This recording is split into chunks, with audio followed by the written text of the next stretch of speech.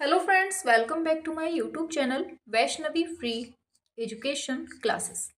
Friends, जल्दी से class में आ जाएंगे ताकि क्लास अपनी एकदम धमाकेदार तरीके से स्टार्ट की जा सके। सभी लोग जुड़ जाइए क्लास में। चलिए शुरू करते हैं। देखिए, आज हम आपको बता दें कि अवनींद्रनाथ टैगोर से संबंधित जितने भी क्वेश्चंस आपके एग्जाम में पूछे जा सकते हैं, सारे क्वेश्चन आज आपके क्लास से ही मिल जाएंगे। ठीक है, केवल इतनी क्लास पढ़ लीजिए जितना हम आज पढ़ा रहे हैं। बस इतने से ही आपके एग्जाम में कोई भी क्वेश्चन बाहर नहीं जाने वाला है, इस बात की पूरी पूरी गारंटी है। अगर अवनींद्रनाथ टैगोर से क्वेश्चन बनता है तो आज की क्लास से बाहर नहीं जाएगा, बिल्कुल भी एक भी क्वेश्चन बाहर नहीं जाएगा। ठीक है, सारे चित्र हम पढ़ने वाले हैं और अवनींद्रनाथ टैगोर से संबंधित कोई भी जीवन से रिलेटेड हो या फिर उनके कार्य से रिलेटेड हो, पेंटिंग हो, चित्र हो, कुछ भी, हर चीज को बहुत अच्छे से गहराई से पढ़ेंगे हम लोग और टू द फैक्ट पढ़ेंगे। बिल्कुल ऐसे पढ़ेंगे कि हाँ, यह मतलब हर लाइन इंपॉर्टेंट है हमारे लिए। बस इसी तरह से हमें पढ़ते हुए चलना है। ठीक है, और चलिए शुरू करते हैं। बस इतना याद रखिएगा, इससे बाहर कुछ भी नहीं। ठीक है, इसी क्लास को बार बार पढ़ लीजिएगा, 2 से 3 बार पढ़ लीजिएगा, इससे बाहर कुछ नहीं आने वाला है। ठीक है, चलिए शुरू करते हैं क्लास को। और एक बार सभी लोग फटाफट से सभी तक शेयर करेंगे ताकि सभी तक क्लास पहुंच सके, क्योंकि ये जो क्लास है वो बेहद इंपॉर्टेंट है। ठीक है, चलिए आगे बढ़ते हैं। अब सीधे आते हैं अपने अवनींद्रनाथ टैगोर की तरफ। तो आप लोगों ने फोटो तो देख ही ली होगी कि कैसे दिखते थे अवनींद्रनाथ टैगोर। ये है आपके सामने फोटो। अब चलते हैं आगे। तो देखिए, पहले मोटा मोटा चीजें देख लेते हैं कि आखिर अवनींद्रनाथ टैगोर के बारे में क्या क्या दी हुई हैं। पहले इनको समझ लेते हैं। ठीक है, पहला पॉइंट दिया हुआ है इनकी जन्म तिथि, कि अवनींद्रनाथ जो टैगोर हैं इनकी जन्म तिथि क्या है। पहले ये छोटा छोटा सा मतलब बायोडाटा है, इनके बारे में देख लीजिए, फिर डिटेल में हम चीजें आगे पढ़ेंगे। ठीक है, पहले जन्म तिथि दी है, तो जन्म की बात करेंगे तो 7 मई 1871 में इनका जन्म होता है। किसकी बात है? अवनींद्रनाथ टैगोर की। ठीक है, जन्म स्थान पूछ ले कि इनका जन्म होता कहाँ पर है, तो याद रखना है बंगाल में होता है। और ये बंगाल तब का बंगाल है जब यहाँ पर ब्रिटिश का शासन चल रहा था। ठीक है, याद रखना है। आगे बढ़ते हैं। जन्म की बात की हमने, 1871 में होता है। मृत्यु की बात करेंगे तो इनका जो मृत्यु होती है वो 1951 में होती है। तो इस तरह से आपको याद रखना है। ठीक है, 7 अगस्त 1951 में। क्लियर? अब पूछ ले, जन्म का स्थान तो हमने देख लिया, मृत्यु का स्थान क्या है, तो ये कलकत्ता है, जो कि कोलकाता हो चुका है, भारत में ही है। ठीक है, इनका व्यवसाय क्या था? ये चित्रकारी करते थे, लेखन कार्य था इनका। आगे बढ़ते हैं। आगे चलते हैं तो नेक्स्ट पॉइंट दिया हुआ है कि इनकी पत्नी कौन थी, तो याद रखना है इनकी पत्नी का नाम था सुहासिनी देवी। ठीक है, इनके पिता पूछे जाते हैं, गुणेंद्र नाथ टैगोर हो जाएंगे। भाई पूछे जाते हैं तो गगनेंद्र नाथ के बारे में भी अभी हम पढ़ाएंगे बाद में। ठीक है, आज हम केवल अवनींद्रनाथ को देखेंगे। और गगनेंद्र नाथ टैगोर कौन है? इनके भाई हैं। सुनैनी देवी कौन है? बहन है। इन सब के बारे में अभी हम एक एक चीज करके पढ़ते हुए चलेंगे। ठीक है, आज हम केवल अवनींद्रनाथ टैगोर को ही कंप्लीट कर रहे हैं, तो इन्हीं पर ज्यादा फोकस करेंगे। ठीक है, तो यहाँ से जो हमने ये छोटी छोटी चीजें बताई, मतलब कि बिल्कुल ये जो सिलेक्टेड चीज दी है, यहीं से जाने कितने क्वेश्चन आपके क्रिएट हो सकते हैं। ठीक है, तो इन चीजों को बहुत अच्छे से देख लीजिएगा। चलिए आगे बढ़ते हैं। आगे दे रहा है, अब यहाँ से पढ़ना शुरू करते हैं और यहीं से क्वेश्चन बनना शुरू होंगे। ठीक है, रविन्द्रनाथ टैगोर के भतीजे हैं कौन? अवनींद्रनाथ टैगोर। पहला क्वेश्चन यहीं से बन गया। पूछा जाता है रविन्द्रनाथ टैगोर का संबंध अवनींद्रनाथ से किस तरह से है, तो आपको बताना होगा भतीजे हैं। ठीक है, रविन्द्रनाथ टैगोर के भतीजे हैं अवनींद्रनाथ टैगोर। ये भारत के सबसे प्रमुख कलाकारों में से एक थे और यह भारतीय कला में स्वदेशी मूल्यों के पहले प्रमुख समर्थक थे। अवनींद्रनाथ ने सबसे पहले Indian society of oriental art की स्थापना की। हम केवल उसी पर गोला करेंगे, उसी पर लाइन करेंगे जहां से क्वेश्चन बनेगा। ठीक है, तो समझते हुए चलना है। कहा गया है इस लाइन में कि अवनींद्रनाथ टैगोर ने सबसे पहले Indian society of oriental art की स्थापना की। पूछा जाएगा किसने की, याद रखना है। और बाद में बंगाल स्कूल ऑफ आर्ट की स्थापना की। तो इन दोनों की स्थापना कौन कर रहा है? अवनींद्रनाथ टैगोर। ठीक है। स्कूल की स्थापना का उनका एकमात्र उद्देश्य था कि भारतीय कलाकारों पर अंग्रेजी प्रभाव का मुकाबला हो सके। ठीक है। आगे उन्होंने अपने कार्यों में भारतीय तत्वों को शामिल करके ऐसा किया और तब सफलता हासिल की जब ब्रिटिश कला संस्थानों ने हार मान ली थी। मतलब जहां पर ब्रिटिश शासन चल रहा है उनको हराकर, मतलब वो हार चुके थे, बिल्कुल से थक चुके थे, तब यहाँ पर ये अवनींद्रनाथ टैगोर उस जगह पर वो उस चीज की स्थापना कर रहे हैं। अपने आप में बहुत बड़ी बात है। ठीक है। और अपने संगठनों में उनकी कार्यशैली को पढ़ाने और प्रचारित करने को स्वीकार कर लिया। मुगल और राजपूत चित्रकला को आधुनिक बनाने के उनके विचार ने अंततः आधुनिक भारतीय चित्रकला को जन्म दिया। पूछा जाता है किसके मन में विचार आया था आधुनिक भारतीय चित्रकला को जन्म देने का? तो याद रखना है किसके मन में? अवनींद्रनाथ टैगोर के। ठीक है। जिनका जन्म उनके बंगाल कला विद्यालय में होता है। ठीक है। अवनींद्रनाथ को एक कुशल और निपुण लेखक भी माना जाता है। उनकी अधिकांश साहित्यिक रचनाएं बच्चों के लिए थी। याद रखना है, बच्चों के लिए जो अधिकांश रचनाएं की हैं वो किसने की हैं? अवनींद्रनाथ टैगोर ने की है। ठीक है। उनकी कुछ किताबें जैसे बुंडो आंगला हो गया, अभी आगे चलते हैं दिखाते हैं। उनकी कुछ किताबें हैं जैसे बुडो आंगला हो गया, खिरेर पुतुल हो गया, राजकहानी हो गया। ठीक है। ये सब बंगाली बच्चों के साहित्य का सबसे अच्छा उदाहरण मिलता है। ठीक है। इन तीन चीजों को थोड़ा सा दिमाग में रखिएगा, वैसे पूछा नहीं जाएगा लेकिन हो सकता है कि आपके सिलेबस में जब अवनींद्रनाथ टैगोर हैं तो बच्चों की कहानियों से रिलेटेड भी पूछ सकते हैं। ठीक है। तो दिमाग में रखिएगा बस। ठीक है। आगे अब देखिए, ये हैं अपने अवनींद्रनाथ टैगोर। देख लीजिए, ये आपके कौन हैं? अवनींद्रनाथ टैगोर हैं, जिनकी विशेषताएं हमने आपको ऊपर बताई। अब आगे देखते हैं इनके बचपन के बारे में कि इनका बचपन कैसा था। चलिए समझिए।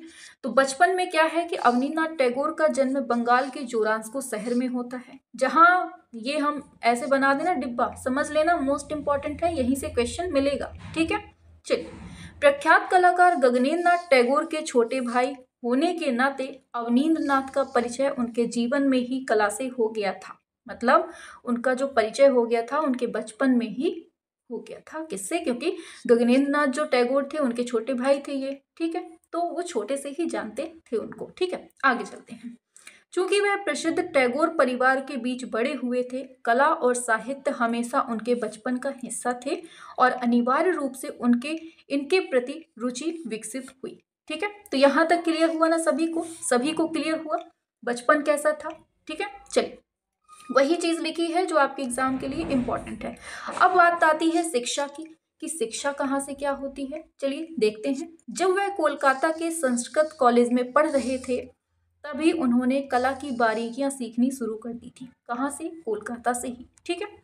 और 1889 में अपनी शादी के बाद, इनकी शादी कब होती है? 1889 में। इन्होंने संस्कृत कॉलेज छोड़ दिया जहां वे पिछले 9 वर्षों से पढ़ रहे थे और सेंट जेवियर्स कॉलेज में शामिल हो गए और 1.5 साल तक अंग्रेजी का अध्ययन यहाँ पर ये करते हैं। इसके बाद इन्होंने 1890 में प्रसिद्ध कलकत्ता स्कूल ऑफ आर्ट में दाखिला ले लिया। कब की बात है ये? 1890 की।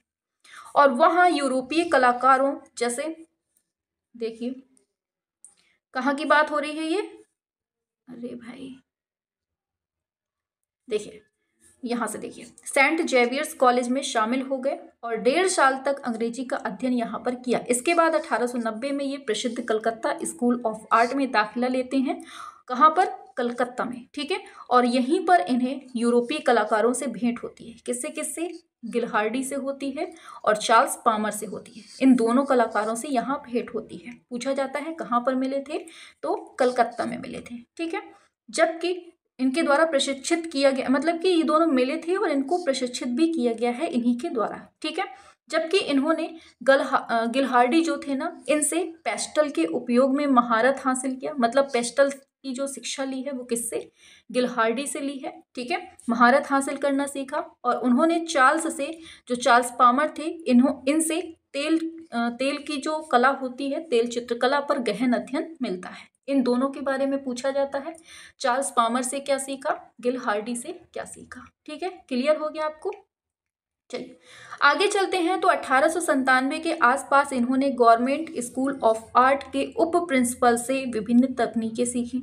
यहाँ समझिए क्या है कि 1897 के आसपास इन्होंने गवर्नमेंट स्कूल ऑफ आर्ट के जो उप प्रिंसिपल थे, वाइस प्रिंसिपल थे, उनसे विभिन्न टेक्निक सीखी, जिनमें यूरोपीय चित्रकला में उपयोग की जाने वाली टेक्निक भी शामिल थी। तभी उनमें जल रंग के प्रति विशेष रुचि विकसित होने लगी। जब कोई बच्चा जब कोई नॉर्मल स्टूडेंट होगा, स्टूडेंट ही ये लाइफ चल रही है, ये इनकी जो है ना, ये स्टूडेंट लाइफ ही चल रही है। जब कोई बच्चा जाएगा किसी चीज़ के बीच में, पला बड़ा होगा, कला ही कला उसके पूरे परिवेश में रही है, पूरे पर्यावरण में रही है, तो वो हर चीज़ को जानने की कोशिश करेगा कि आखिर ये कैसे हुआ। वो हर चीज़ जान रहे थे, पेस्टल के बारे में जाना, तेल के बारे में जाना। अब उनकी इच्छा जागृत हुई किसके बारे में? जल रंग की। ठीक है, यहाँ तक समझ में आया? जितने डिब्बा ये बनाए हैं ये मोस्ट इंपॉर्टेंट डिब्बे हैं। ठीक है, सभी को बहुत अच्छे से पढ़ना है। ठीक है, अगर आपको यहाँ भी नहीं समझ में आ रहा ना, तो समझ लीजिएगा आपके समझने में ही कहीं प्रॉब्लम है, क्योंकि यहाँ पर जो हम बताते हैं, हमारी जो लैंग्वेज होती है वो बिल्कुल इतनी सिंपल होती है कि जैसे छोटे बच्चों को पढ़ाया जाता है ना, वैसी लैंग्वेज होती है, और समझाने का जो तरीका होता है वो भी बच्चों जैसा ही होता है, ताकि आप लोगों को बहुत अच्छे से समझ आ सके। क्योंकि देखिए, आर्ट सब्जेक्ट देखने में तो केवल 3 शब्दों से बना है, आर्ट, ART, लेकिन उसके अंदर जो चीज़ें हैं वो इतनी ज़्यादा डिफ़िकल्ट हैं, घूमी फिरी हुई हैं, उसको नॉर्मल लोग नहीं समझ पाते हैं। नॉर्मल लोग समझने से बिल्कुल परे है समझ के।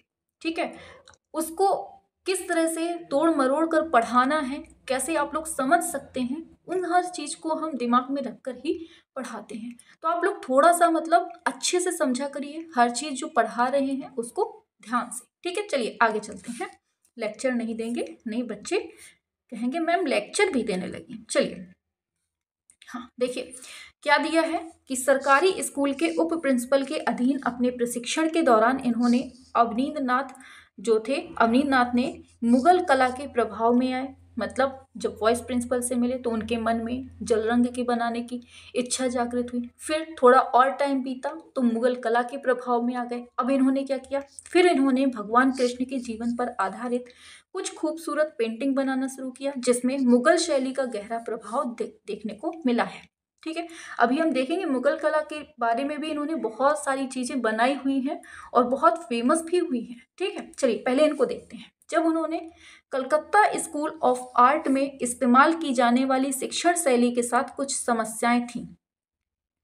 समस्याएं थीं जहां पश्चिमी मॉडल का प्रभाव बहुत प्रमुख था, तो उन्होंने ईवी हैवल, मोस्ट इंपॉर्टेंट, बहुत पूछा जाने वाला क्वेश्चन, उन्होंने ईवी हैवल से मुलाकात की और उन्हें भारतीय कला में भारतीय तत्वों को बनाए रखने के महत्व के बारे में बताया। इससे स्कूल में पढ़ाने के तरीके में बदलाव का रास्ता साफ हो गया।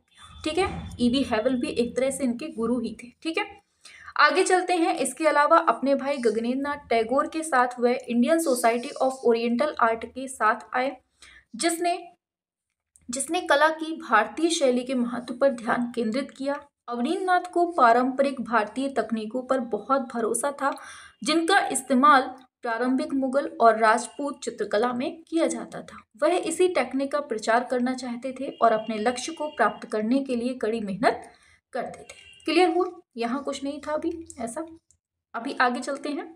तो दे रहा है, हालांकि अवनींद्र नाथ टैगोर ने छोटी उम्र में ही पेंटिंग करना शुरू कर दिया था, लेकिन उनके करियर ने 1890 के दशक के अंत में आकार लिया। ये इम्पोर्टेंट है, पूछा जाता है अवनींद्र नाथ टैगोर ने कब चित्रकारी करना स्टार्ट किया था या फिर चित्रकारी की दुनिया में कदम रखा था, तो 1890 के दशक में। ठीक है, उनकी अधिकांश रचनाएं हिंदू दर्शन और अन्य भारतीय चीजों के इर्द गिर्द घूमती रहीं। वर्ष 1930 में वह अरेबियन नाइट्स नामक चित्रों की एक श्रृंखला लेकर आए। मोस्ट इंपॉर्टेंट, कब की बात है? 1930 की। ठीक है, याद रखना है। और चित्रों में कलकत्ता के उभरते विश्वव्यापी वाद को दर्शाया गया, ये भी याद रखना है। ठीक है, इंपॉर्टेंट है। आगे चलते हैं। लेकिन इनके कथानक के रूप में अरेबियन नाइट्स की कहानियों का उपयोग किया गया है। आज भी चित्रों के इस संग्रह को अवनींद्र नाथ टैगोर की बेहतरीन उपलब्धियों में से एक माना जाता है। उनके क्रांतिकारी विचारों और परंपरा के प्रति उनके बिना शर्त प्यार के कारण एशिया के अन्य हिस्सों के सांस्कृतिक हस्तियां उनसे आकर्षित हुई। उनमें से कुछ में जापानी कलाकार, इतिहासकार थे। अब देखिए यहाँ से कहानी टर्न ले रही है, थोड़ा जूम ज़्यादा हो गया है, ऐसे ही रहते हैं, ठीक है। उनमें से कुछ में जापानी कला इतिहासकार कौन थे? ओकाकुरा कुजा थे, ठीक है। और प्रसिद्ध जापानी चित्रकार थे योकोहामा ताइकान, ठीक है। तो अब इन दोनों के बारे में सुनिए, ओकाकुरा काकुजो और दूसरे हैं याकोहामा ताइकान, ठीक है। ये दोनों मिलते हैं। ऐसी हस्तियों के साथ उनकी मुलाकात ने उनके लिए जापानी और चीनी सुलेख टेक्निक और परंपराओं को अपने कार्य में शामिल करने का मार्ग प्रशस्त कर दिया। ये कहाँ से स्टार्टिंग हो गई? जब उन्होंने अरेबियन नाइट्स श्रृंखला बनाई, ठीक है, वहां से इनकी स्टार्टिंग हो गई, ठीक है। अब देखिए उन्होंने एक अंग्रेजी कलाकार और लेखक विलियम रोथेनस्टीन, बहुत इंपॉर्टेंट, इनके साथ भी सहयोग किया, जिन्होंने भारतीय परंपरा को, एक सेकंड ऊपर कर देते हैं, देखिए विलियम रोथेनस्टीन के साथ भी सहयोग किया, जिन्होंने भारतीय परंपराओं को अपने कार्यों में शामिल करने का प्रयास किया है। और विलियम रोथेनस्टीन अवनींद्रनाथ के अच्छे मित्र थे और इन्होंने रविन्द्रनाथ टैगोर को उनकी कृति गीतांजलि को अंग्रेजी में प्रकाशित करने में भी मदद की। किसकी बात हो रही है? याद रखना है, ठीक है। आगे बढ़ते हैं। अब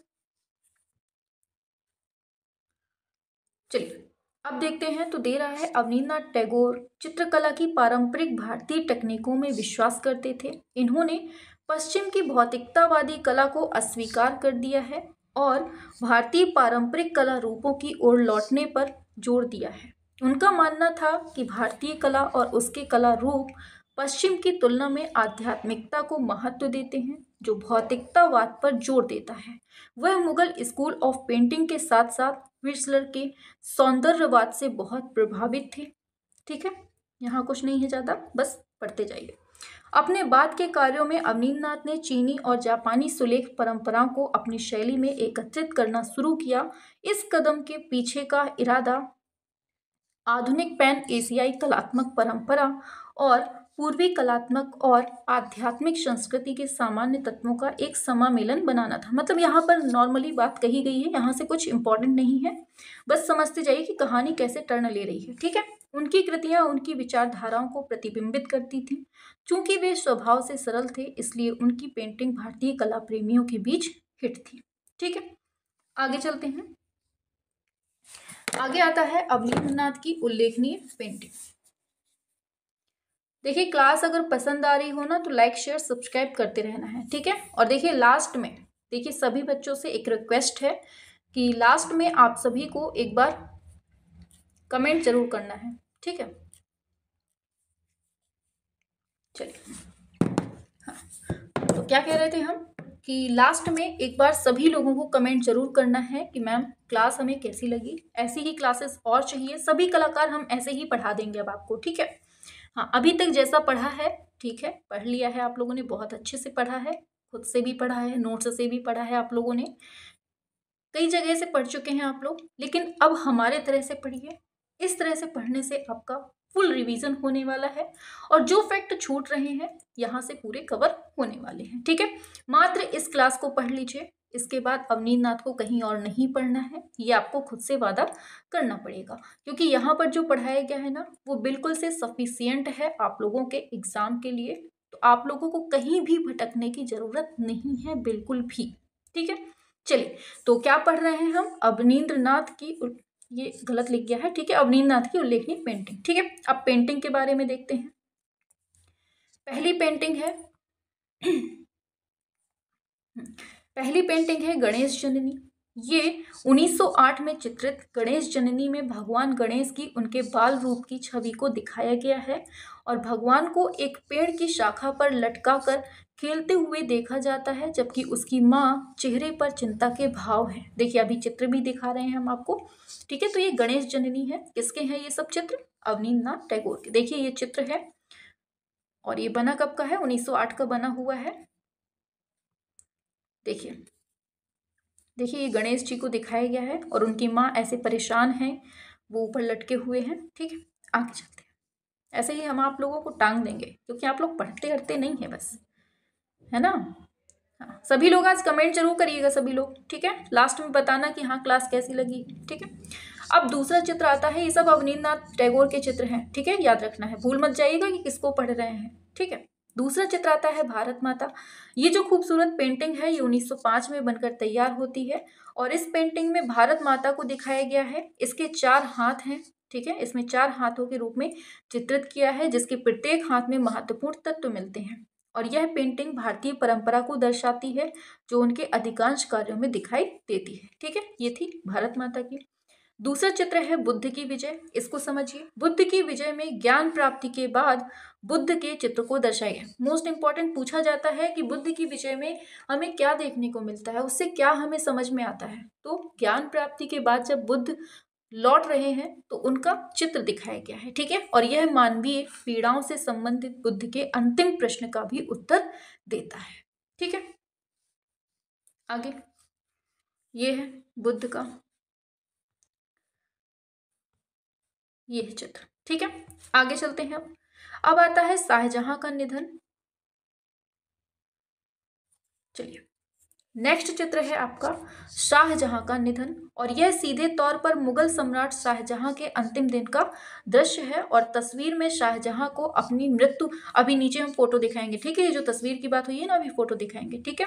इसमें शाहजहां को अपनी मृत्यु शैया पर लेटे हुए ताजमहल का अंतिम दृश्य देखने की कोशिश करते हुए दिखाया गया है, जो उसका अंतिम विश्राम स्थल होगा। कौन सी बात है? शाहजहां का निधन। अब देखिए शाहजहां का निधन, ये है चित्र आपके सामने बना हुआ है, ठीक है। तो ये किसका चित्र है? शाहजहां का निधन है, ये आपके ऊपर आपके सामने लेटा हुआ है बेड में, ठीक है। अब देखिए जर्नीज एंड, ये जर्नीज एंड है, ठीक है, ये भी बनाया है किसने? अवनींद्रनाथ ने। 1913 में चित्रित जर्नीज एंड में एक थके हुए दिखने वाले ऊंट को दिखाया गया है जो अपनी यात्रा के अंत में आने के बाद खुश होने से अधिक राहत महसूस करता है। अब ये है चित्र, देखिए ये थका हुआ है, अब राहत मिल गई है इसको, तो ये खुश है ऊंट, ठीक है। अब देखिए, चलिए अब क्या है, पुरी के समुद्र तट पर चैतन्य अपने अनुयायियों के साथ, जैसा कि नाम से पता चलता है यह पेंटिंग चैतन्य और उनके अनुयायियों के बारे में है, ठीक है। और श्री कृष्ण के चित्र को निहारती हुई राधिका, ये भी है चित्र। चलिए एक सेकेंड, हाँ ठीक है, देखिए ये जो चित्र है ना, हम सोच रहे थे हेडिंग ही लगता है, चलिए ये जो चित्र है पुरी के समुद्र तट पर चैतन्य, ठीक है, ये चित्र किसने बनाया है? अवनींद्रनाथ ने बनाया है और इसमें अनुयायियों के साथ, जैसा कि नाम से पता चलता है, यह पेंटिंग अपने मतलब ये जो पेंटिंग है ये चैतन्य और उनके अनुयायियों के बारे में बताया है। ये पूरे चित्र का नाम दिया हुआ है, ठीक है, पुरी के समुद्र तट पर चैतन्य अपने अनुयायियों के साथ, ठीक है। दूसरा चित्र है श्री कृष्ण के चित्र को निहारती हुई राधिका। यह भगवान कृष्ण के जीवन पर आधारित उनकी कई पेंटिंग्स में से एक है और ये पेंटिंग उनके करियर के शुरुआती दौर में बनाई गई। कौन सी? श्री कृष्ण के चित्र को निहारती राधिका, ठीक है। आगे बढ़ते हैं। नेक्स्ट दिया है सिद्धार्थ का प्रस्थान और ये जो पेंटिंग है ये बुद्ध के प्रस्थान के पीछे की कहानी बताती है, जब उन्होंने अधिक भलाई के लिए अपनी पत्नी और बेटे को छोड़ने का फैसला लिया था, ठीक है। देखिए ये है चित्र। आगे चलते हैं, अब आगे ये सब चित्र चल रहे हैं, ठीक है, हाँ। दिया है नेक्स्ट चित्र है औरंगजेब दारा के सिर की जांच कर रहा है, ठीक है, ये है, ये 1911 में, ये मतलब जो ये चित्र है ये 1911 में चित्रित यह रचना औरंगजेब की क्रूरता को दर्शाती है और पेंटिंग में बादशाह औरंगजेब अपने भाई दारा के कटे हुए सिर की जांच करता है इस चित्र में। दूसरा चित्र है उमर खय्याम का चित्रण, ये 1909 में चित्रित हुआ है और यह खूबसूरत चित्र उमर खय्याम के चित्रण को दर्शाता है। फिर आगे चलते हैं। नेक्स्ट चित्र आता है ग्रीष्म कालिदास के ऋतुसंहार से है, 1905 में पूरी हुई है ये और यह पेंटिंग महान भारतीय कवि कालिदास के बारे में दिखाती है, क्योंकि कालिदास ने ही ऋतुसंहार लिखा है, ठीक है। आगे है पक्षी और पशु श्रृंखला, जैसा कि नाम से पता चलता है, यह चित्रों की एक श्रृंखला है जो पक्षियों और जानवरों को दिखाती है और इसे 1915 में चित्रित किया गया था। ठीक है, नेक्स्ट चित्र है the call of the flute. ये 1910 में चित्रित हुआ है और the call of the flute भगवान कृष्ण के जीवन की कई दिलचस्प कहानियों में से एक वर्णन करती है। ठीक है, आगे बढ़ते हैं। नेक्स्ट है वर्ष 1889 में उन्होंने भुजगेंद्र भूषण चटर्जी की बेटी श्रीमती सुहासिनी देवी से शादी की थी और इस महान कलाकार के निजी जीवन के बारे में बहुत कुछ ज्ञात नहीं है, सिवाय इस तथ्य के कि उन्होंने हिंदू परंपराओं के अनुसार एक साधारण जीवन व्यतीत किया। 7 अगस्त 1951 को कलकत्ता में इनका निधन हो जाता है, जहां इन्होंने अपना अधिकांश जीवन व्यतीत किया था। क्लियर हुआ? आगे चलते हैं। अब देखिए इनके निधन के बाद क्या होता है, समझिए। इनके निधन के बाद इनके बेटे थे आलोकेंद्रनाथ टैगोर। ठीक है, इन्होंने अपने पिता की लगभग सभी paintings Rabindra Bharati society trust को सौंप दी और ट्रस्ट ने अवनींद्रनाथ टैगोर के प्रसिद्ध घर को अपना बनाया और उनके लगभग सभी कार्यों का मुख्य भंडार बन गया। दुख की बात यह है कि भारत के कुछ खजाने अज्ञात स्थानों पर बंद कर दिए गए हैं और आलोकेंद्रनाथ की पेंटिंग का भी यही हश्र हुआ। आगे, पेंटिंग्स अभी भी ट्रस्ट के कुछ कार्यालयों में गायब हैं और उनकी स्थिति के बारे में किसी को भी पता नहीं है। केजी सुब्रमण्यम और आर शिव, जो ये आर शिव कुमार हैं, इन जैसे बंगाल के कुछ विद्वानों ने कहा है कि अवनींद्रनाथ की कुछ बेहतरीन पेंटिंग्स को जनता ने नहीं देखा है और तर्क दिया है कि वे एक चित्रकार के रूप में उनकी असली प्रतिभा को प्रकट करेंगे। ठीक है, तो यहाँ से हमारे जो कौन थे, ये अवनींद्रनाथ थे, वो कंप्लीट हो जाते हैं। ठीक है, तो ये सब हमने आप लोगों को पढ़ा दिया, बहुत अच्छे से पढ़ाया है। उम्मीद है कि आप लोगों को समझ में आया होगा। अब इससे ज़्यादा आसान तो हमें नहीं लगता कि कोई भी पढ़ा सकता है। हाँ, अब कोई पढ़ा सकता है आपको तो बहुत अच्छी बात है। वैसे हमने बहुत इजी वे में, बहुत ज़्यादा साधारण तरीके से आपको बहुत सारी चीज़ें थोड़े से टाइम में ही बता दी हैं। तो यहाँ से आपके जो अवनींद्रनाथ टैगोर थे वो आपके कंप्लीट हो जाते हैं। ठीक है, अब आपको लास्ट में आप लोगों से बस एक ही रिक्वेस्ट है कि आप लोगों को कमेंट बॉक्स में बताना है कि आपको क्लास कैसी लगी। मतलब हमने जो इतने अच्छे से समझाया है, कुछ समझ में आया है कि नहीं आया है, थोड़ा सा हमें कंफर्म करना है आप लोगों को कमेंट करके। ठीक है, तो आज का कमेंट, हमें सभी का कमेंट चाहिए। मतलब आज हमें सभी का कमेंट देखना है। नीचे जो डिब्बा बना हुआ है कमेंट बॉक्स, इसमें देना है। ठीक है, क्लास कैसी लगी और क्लास को शेयर करना है, हर चीज़ आपको करते हुए चलना है। ठीक है, चलिए ऑफ करते हैं। और हाँ, ये भी बताना है कि आगे आपको ऐसे ही कलाकारों की क्लास चाहिए कि नहीं चाहिए। ठीक है, चलिए।